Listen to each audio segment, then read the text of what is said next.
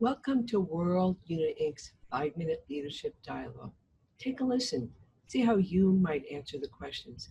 You might discover you have the mind and heart of a leader.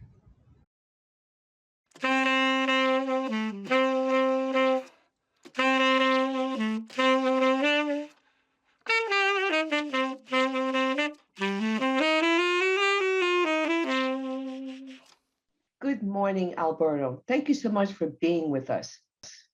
My pleasure, Sarah. As you know, we live in a capitalistic society. Money is an essential part of our daily lives. From your perspective, what's a healthy way to view it and manage it?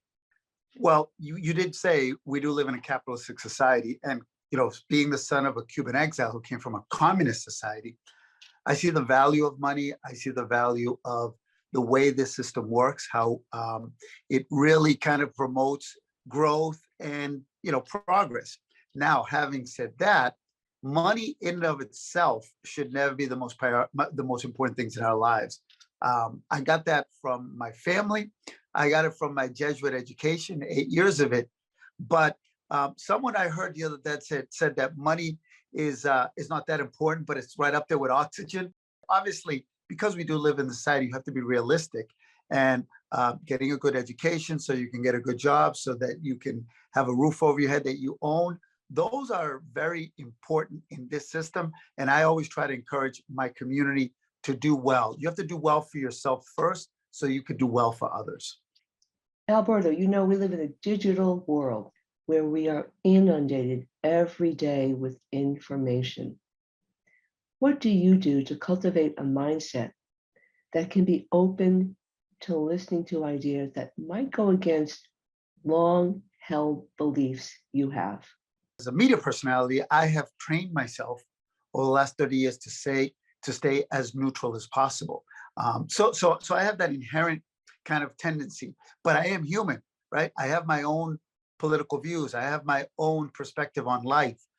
That although I'm on the air, I never really get to publicly say them. So for me, I've grown accustomed to hearing all points of views, many of which I don't agree with. So I've been lucky enough to be in a position where I've become so accustomed to being surrounded with people with different points of views. Now it's taught me tolerance, it's taught me patience, poise. But yeah, I am human and I do have my own feelings. So I confide in my daughter my biases and where I have to get better. We've actually had that conversation. And last, Alberto, in life, especially the early part of our careers, fear, failing. What did you do to overcome yours? I never thought about failing. So I always tend to think positive. That's why I have that sign behind me. I think if you think you're going to do well and you think you're going to succeed, there's that notion of positivity that really, if you can see it, feel it, and want it, most of the times it comes through. So I try not to think about failing. I try not even think about what it feels like to fail. I really do that. That's wonderful.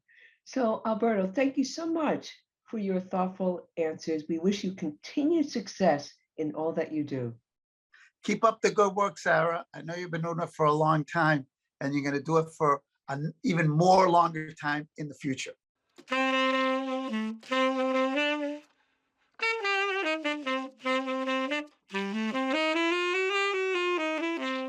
Thank you for taking the time to listen to a leader.